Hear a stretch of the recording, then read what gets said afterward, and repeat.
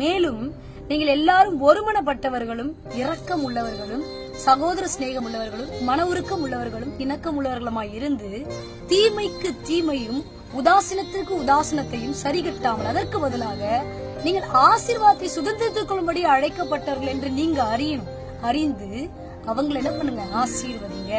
உங்களுக்கு தீமை செய்தவர்களை ஆண்டு ஆசீர்வதிக்க சொல்றாரு. உங்களுக்கு உதாசீனப்படுத்துறாங்க, ஆசீர்வதிங்க. ஒரு இடத்துல இயேசு சொல்லிருப்பாரு, உங்களுக்கு சத்துருக்களை சிநேகிங்க அப்படின்னு சொல்லியிருப்பாரு. அவங்க பசியா இருக்கும்போது அவங்க சாப்பாடு கொடுங்கன்னு சொல்லியிருப்பாரு.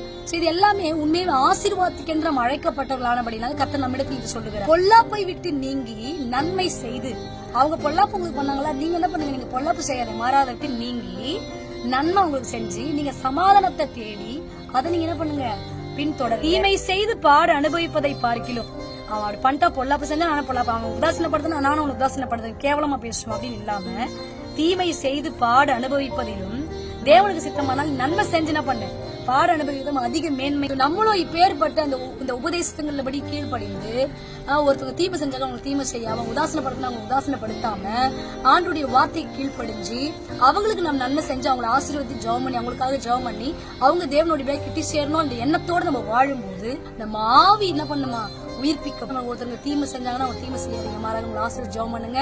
இயேசு உபதேசத்தை நம்ம கீழ்ப்படியும். அப்பதான் நம்ம என்ன பண்ணணும், நித்திய ஜீவனை சுதந்திரிக்கும்படி நம்ம ஆசீர்வாத சந்ததிகளாய் மாற்றப்படுவோம்.